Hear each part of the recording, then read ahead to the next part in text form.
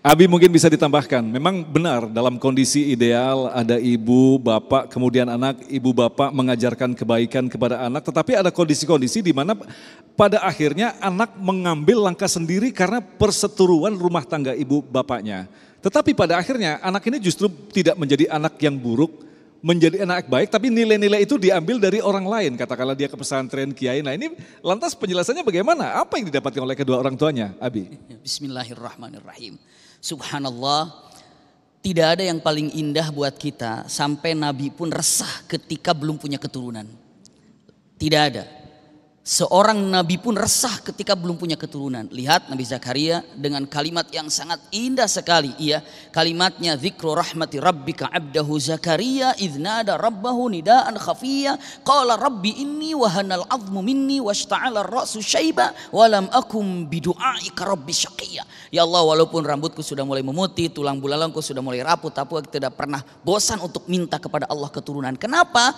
Karena punten, keturunan ini akan jadi tabungan kelak di akhirat. Dan punten, seandainya orang tuanya lepaskan begitu saja tanpa ada kesolehan yang dididikan, dibumbukan oleh orang tua kepada anaknya, punten, orang tua tidak akan dapat apa-apa walaupun anaknya soleh.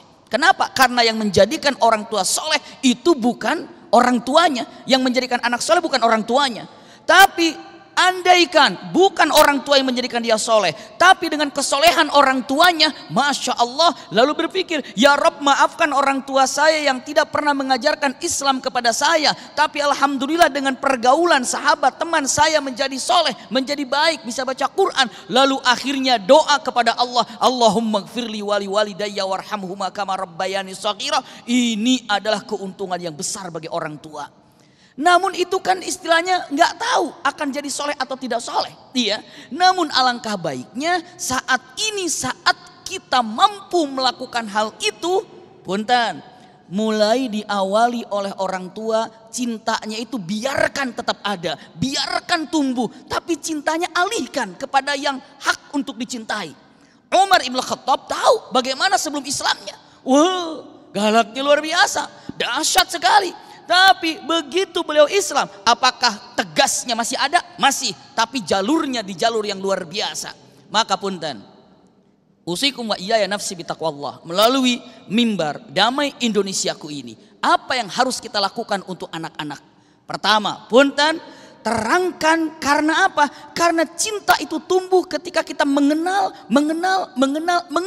Kenalkan orang-orang yang pantas untuk dicintai. Siapa misalnya? Kalau tadi guru kita Ustaz Das Adil Latif dengan mengatakan, kenalkan Allah.